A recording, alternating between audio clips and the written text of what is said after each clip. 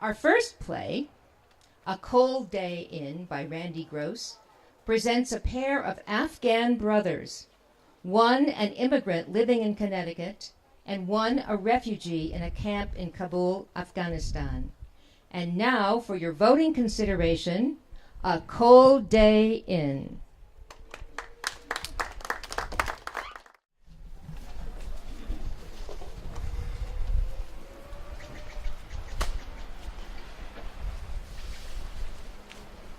It was a cold day. A very cold day indeed. Every snowstorm in the United States seems to end up in New England. People of the world tend to think of Afghanistan as a sandy desert, but we need plentiful snowfall to get us through our dry summers. What is it about snow that makes people act so crazy? Why does anyone need to speed to the grocery store to buy bread and milk? Our 5 children, they act like they've never seen the snow. Sure, it is deeper than usual and it's hit us 6 times within a month, but, well, perhaps there is too little to occupy the young minds in our camp. And our one room is no more than 10 feet by 20. All of us in one room. Now that is crazy. My brother, Afan, remains in Kabul with his large family, displaced and disgraced by the war like so many thousands. He writes to me when he can. Do not ask me about my brother. Do you think I like thinking about a land where honey flows like milk and milk drips from the lips of all children? I responded to Afan in my letter. There are hungry of all ages in the United States, too. Yes, but is there war right in your backyard? Tell me this. This is war. Just a different type, my brother. Violence, even in my hometown, voted number 53 in the best places to live in the United States by Money Matters magazine. But you perhaps would not have known that on that night. I remember that night because it was dead inside the Stop and Shop. There must have been a foot of snow in the parking lot and more on the way. I remember that night because of the smiling faces of my children. The blanket of snow surrounding our refugee camp was the thickest they had ever seen, and they reveled in it all day like Allah's angels themselves. My wife, Mawish, and I said our good nights like we normally do, and I remember our 2-year-old daughter, Ashal, giggling. The only thing I remember about that night was the gun pointed in my face. I did not hear Mr. Abrams into the store as he did not say a word. His eyes, though, they spoke hatred just as he pulled the trigger. Fire! There was not time for the noise to rattle my ears. The bullet, it went into my right eye and exited the back of my head. I surely collapsed instantly, but I have no memory of hitting the floor or of the pool of my own blood like a pond on the floor. This is the man who very nearly ended my life, Mr. Lute Abrams, a white supremacist filled with seething anger for the 9/11 attacks. Also a self-proclaimed Arab slayer who inadvertently killed 2 Asian American workers the exact same night he shot me. Why he waited 10 years to exact his patriotic retribution, I do not know. It is my way to be brave in front of my children. To act like it is not freezing when it's truly a chill to the bones. As I lay on the floor next to Mawish that night, I shivered on the inside with the coldness that our few measly blankets could not handle. I could only pray to Allah for the embers from our meager stove to keep on burning. I did not sleep well that night, and in the morning, my fitfulness was soon explained to me. Afan! No, come quickly! It's our dearest little one, Ashal. Ashal, what's wrong with my baby girl? She was just fine last night. The water, it would soak the floor. She was too small and frail. She couldn't stay warm overnight. Ashal? Dead? I am the father. I am the strong one. I could only blame myself. It is easy to put blame where it perhaps should not belong. I did not know this man who's disrupted many lives. I did not know the extreme abuse he endured as a child. But even if I had, would it be enough for me to forgive him? Hey, it's a free world. Feel free to hate me like I hated you. But did you really hate me, Mr. Abrams? Or did you hate your circumstances? It's in here. That's all I know. Do not hate yourself for something neither of us has control over, Afan. If you do, then I shall hate myself too. Ashal was only 2. Not old enough to take care of herself. We were supposed to take care of her. Tell me, how could I not hate myself? By loving the rest of your family. We are still money. Life will go on. No. It will continue, but it will go nowhere. Mr. Abrams was promptly arrested. Yes, that very night, with snow still falling. It's what I wanted. How else could I spread my message? A message of terror? Hey, don't loop me in with the towel heads. You're the only terrorist I know of. What about Timothy McVeigh of Oklahoma City? Well, there are exceptions to every rule. Thank you. And he was exception. Oh, what a peculiar man. But I love him. I've always loved my husband. Afan can be foolhardy, like now. What good does it do him to go out walking in this, the worst winter of our lives? I must stop thinking. I still have 4 children for whom to find proper nourishment. I took a pilgrimage just months after my recovery. Spent the last of my savings to fly over the Atlantic. I'm sorry, Afan, that I did not send you money instead. But I had a yearning and a desire to understand myself. I've gotten used to walking in the shadow of the mountains. It's a journey I take every day like clockwork. A pilgrimage, if you will, to get closer to Allah. So I can ask him, why? Why a 2-year-old girl? And what lesson do I learn if you're trying to teach? After visiting Mecca, I no longer had a desire for an eye for an eye. I no longer hated Lou Abrams. In fact, I wanted to forgive him. Only God can forgive you, ass. And I'm not seeking forgiveness, not from him or you. The hatred in his voice, it still bubbled over when I visited him in the penitentiary. Hate. It causes a lifetime of pain. It builds up, kind of like a can of soda. And eventually, you gotta release some of the pressure. Perhaps it was all the solitude of death row that made him think. But I gave him a bit more reason to think when I told him that my mission was to save him from execution. You what? I tried to kill you. Why would you forgive me?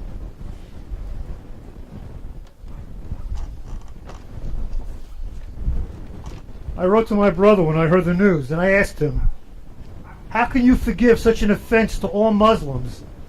And he responded, How can I not? Remember how Muhammad forgave all the villagers who pummeled him with stones? I told my husband, your brother makes a good point. Why can you not find your own forgiveness?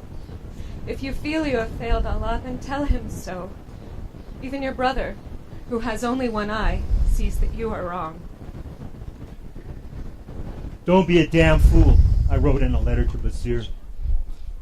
Once in motion, you can't stop the wheels of justice. The public wants blood, and I say, I need to give it to them. I didn't pay him heed. I started a petition on the internet asking the Board of Clemency to commute Mr. Abrams' sentence to life in prison without parole. my wish worries about me needlessly. She tells me every day. Please, be strong. Summer is right around the corner. I must learn to hide my pain better. When my petition drive failed, I hired an attorney. We argued that my right as a victim to participate in a reconciliation process had been denied. When Mr. Abrams got word, he did not hesitate to send me a video message. I have to admit, I still don't understand your kind, Basir, or your faith.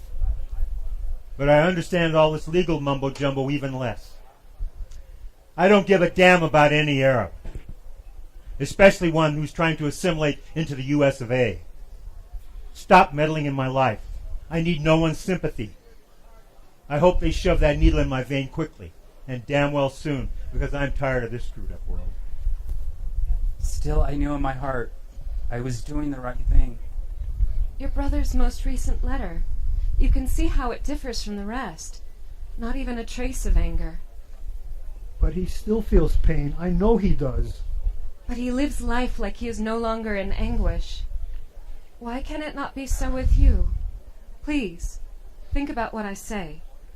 Allah will not keep us in this camp forever. Then why does it feel like it is so? I am forever hopeful. I am forever hopeful. Lately, my wish has not been the same whirling dervish of energy.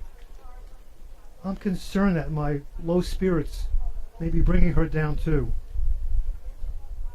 A week ago, I received word that my lawsuit had failed. And with our state governors lacking the power to pardon, what was I to do?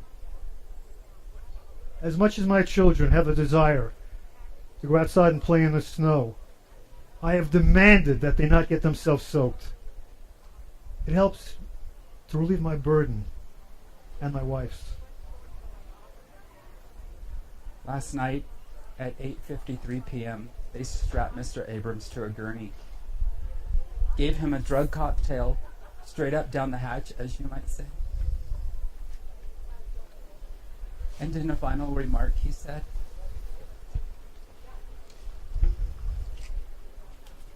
I have never been a free man. Hatred locks a man in a cell. It paints him with black and white stripes, no shades of gray. But now, finally, I am free.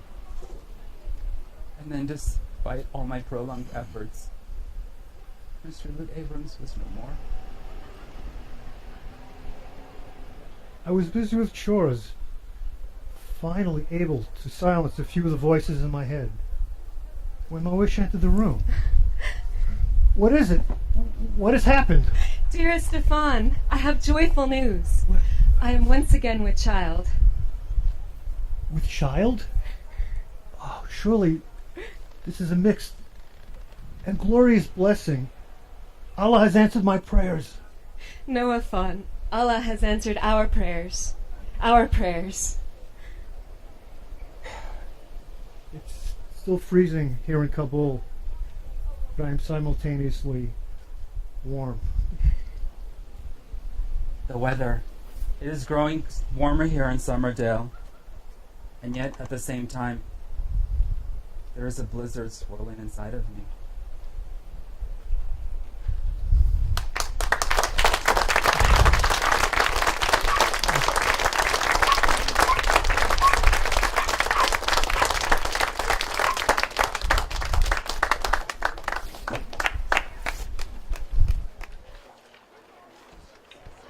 Thank you to actor-readers Mel Weinstein, Linnea Meek, Julian Dorado, and Bob Clark.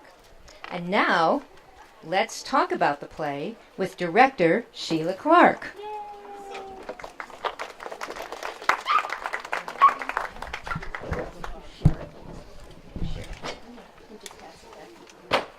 Okay. Does anyone have any questions for Sheila as she was directing this play and the thought she had? Or any comments on the play that you'd like to make? We have Rona over there has the microphone if you would like to ask any questions. Good. Back there. I'd like to know what inspired the writer to write this play. We have some idea in that the death penalty is one of the things that inspired the writer. As far as we know, we're sorry the writer can't be here, but Connecticut abolished the death penalty recently. Although it wasn't retroactive, so people that were already on death row apparently still have to do it. But apparently that was one of the inspirations. I can tell you something about Randy Gross. He submitted for our very first festival 5 years ago, Any of you who attended that may remember his play was about the what was it called? The tornado that was in New Orleans. The hurricane. Entitled "Ear of the Hurricane." He is an anti-war poet. He's been published in different publications as a poet. He's also creator of a poet contest in his area, and he is very definitely anti-war. This play, I thought, had very interesting parallels in that it was showing, instead of what we always hear about the atrocities that are going on in the Middle East, it showed the human side of what was happening in the Middle East versus our own atrocities occurring here in the U.S. that we kind of tend to scoop under the rug a bit and not pay much attention to, that's springing out of the extreme energy that was raised to push us all into war. And when he makes a statement about why he waited this long to get his retribution, we're seeing that happening now. There's a lot of people that after 10 years of an ongoing war, they're breaking. So we in the U.S. are faced with a lot of different mental health issues related around this, and this play interested me because I am a clinical psychologist and I deal a lot with veterans, which another play will be coming up that I'll talk about too. Some of the issues that we're ignoring that are happening as a result of a 10-year-long war that's draining us. Great. And by the way, I will get to your question in just a minute. There are bios of all the playwrights in your program. So please look at that. And thank you, Sheila, for giving us a very complete one on Randy. Okay, back there.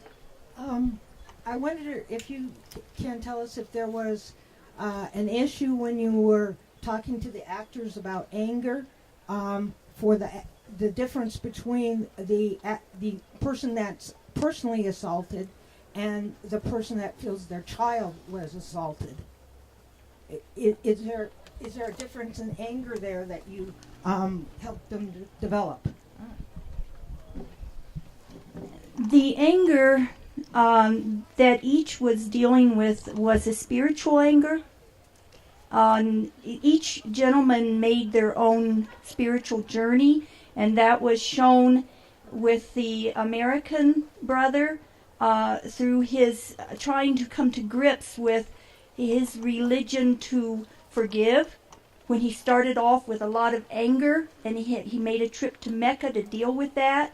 He apologized for not helping his brother, but he had to really understand his own spiritual reaction to this. He came back in a sense of forgiveness and joined the people who are opposed to the death penalty. So his journey was very significant for an individual. The other gentleman started off saying, no, I'm not going to America. I'm staying here. I'm raising my family this way. I'm going to suffer through what this is about, me remaining in my war-torn country. And then he questioned his own religion and his own choice for why he did that when his child had to die as a result of his choice to stay. Does that answer your question for their anger? Sort of. Sorry. Okay. I think our time is up. These are way too short, these discussions. And one issue that was, as we're walking off stage and carrying stuff off,